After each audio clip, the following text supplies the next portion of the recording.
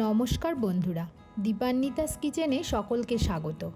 আজ বানাচ্ছি শুক্তো। কিভাবে শুক্তো রান্না করলে একদম অনুষ্ঠান বাড়ির মতো হবে সেটাই আজ আপনাদের সাথে শেয়ার করছি। প্রথমে আমি শুক্তোর জন্য কিছু সবজি কেটে রেডি করে নিয়েছি। এখানে আমি নিয়েছি কাঁচকলা, বেগুন, আলু, বড়ি, পেঁপে, সজনে ডাঁটা। এখানে রাঙা আলুও দেওয়া যেতে পারে। এবার গ্যাসে একটা কড়াই বসিয়ে দিয়ে তেল গরম হতে দেব। তেল গরম হলে একে একে সব সবজিগুলো ভেজে নেব। প্রথমে আমি তেলে দিয়ে দিলাম বড়িটা আমি বেশ লাল করে ভেজে নেব। আমি যে বড়িটা ইউজ করছি সেটা কিন্তু পুরোপুরি বাড়িতে তৈরি। তারপর একটু নুন দিয়ে ওই একই তেলে বেগুনগুলোকেও ভেজে তুলে নেব। বেগুন ভাজা হয়ে গেছে, এবার কাঁচকলাগুলোকে হালকা লাল করে ভেজে নেব। আমি সব সবজিগুলোকে আলাদা আলাদা করে ভেজে নিচ্ছি, তার কারণ এক একটা সবজি ভাজতে আলাদা আলাদা সময় লাগে। তাই চেষ্টা করবেন সব সবজিগুলোকে আলাদা আলাদা ভেজে নেওয়ার। কলাটা ভাজা হয়ে এসেছে, এবার তুলে একটা পাত্রে রেখে দেব। ওই একই তেলে দিয়ে দেব কেটে রাখা উচ্ছেগুলো। উচ্ছেটা ভাজার সময় একটু নুন দেব আর হাতে সময় নিয়ে উচ্ছেটা ভেজে নেব। উচ্ছে ভাজা কমপ্লিট। এবার বাকি যে সবজিগুলো আছে সেগুলো কিন্তু আমি ভাজবো না। সেজন্য আলু, পেঁপে আর সজনে ডাঁটাকে একটু নুন দিয়ে গরম জলে সেদ্ধ করে নেব। সেদ্ধ করার সময় আমরা মোটামুটি 80% মতো সেদ্ধ করব। খেয়াল রাখবো যে ভেঙে না যায়। এরপর চুলায় একটা ফ্রাইং প্যান বসিয়ে তাতে গোটা জিরে, গোটা ধনে, এলাচ, লবঙ্গ আর দারচিনি একসাথে ড্রাই রোস্ট করে নেব। চাইলে এখানে একটু রাঁধুনিও দিতে পারেন।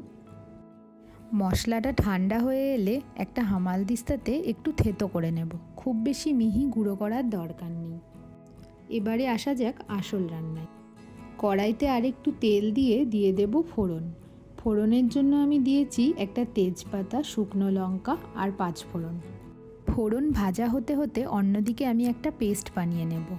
এই জন্য একটা মিক্সিং গ্রাইন্ডারে দিয়ে দেব খানিকটা পোস্ত, সাদা তিল, কয়েকটা কাঁচা লঙ্কা আর একটু হলুদ, সর্ষে। সব কিছু দিয়ে একটা মিহি পেস্ট বানিয়ে নেব। ফোড়ন ভাজা হয়ে গেলে ওই তেলের মধ্যেই আমি পেস্টটা দিয়ে দেব। এই মশলাতে যেহেতু সর্ষে দেওয়া আছে তাই খুব বেশি ভাজবো না, না হলে তেতো হয়ে যাবে। এই সময় আমি ভেজে গুঁড়ো করে রাখা মশলাটা 1 চামচ দিয়ে দেব।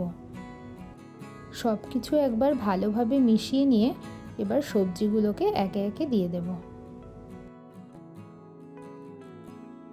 সবজিগুলো দেওয়া হয়ে গেলে মশলার সাথে হালকা হাতে ভালোভাবে মিশিয়ে নেব। ভালোভাবে মেশানো হয়ে গেলে বাটিতে যে মশলাটা লেগে আছে সেটা জল দিয়ে ধুয়ে দিয়ে দেব। এরপর আমি ঝোলের পরিমাণ অনুযায়ী দিয়ে দেব জল।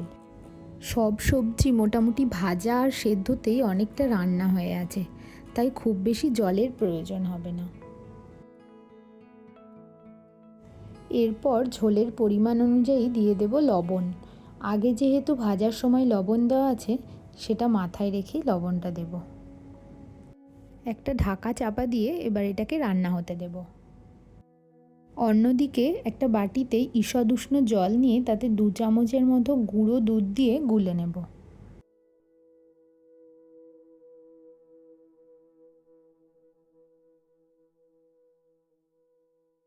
এই সময় একবার ঢাকনাটা খুলে দিয়ে দেব ভেজে রাখা বড়ি। এরপর ঢাকা চাপা দিয়ে আবার বড়িটা সেদ্ধ হওয়া অবধি ভালোভাবে ফুটতে দেব। কিছু সময় বাদে ঢাকনাটা খুলে চেক করে নেব সবজি সেদ্ধ হয়েছে কিনা। সবজিগুলো সেদ্ধ হয়ে গেলে দিয়ে দেব গুলে রাখা আমুল দুধ। আমুল দুধ দেওয়ার পর একটু ফুটিয়ে নিয়ে দিয়ে দেব স্বাদ অনুযায়ী চিনি। রান্না প্রায় হয়ে এসেছে। এই সময় বাকি যে ভাজা মশলাটা ছিল সেটা পুরোটা দিয়ে দেব। সবশেষে একটু ঘি দিয়ে নামিয়ে নিলেই রেডি অনুষ্ঠান বাড়ির মতো শুক্তো। বাড়িতে একবার এভাবে ট্রাই করে দেখুন, একদম অনুষ্ঠান বাড়ির মতোই খেতে হবে। রান্নাটি কেমন লাগলো আপনাদের মতামত কমেন্টে জানাবেন। আর আমার চ্যানেলে এরকম আরও রান্না দেখতে চাইলে সাবস্ক্রাইব করে পাশে থাকবেন। ধন্যবাদ।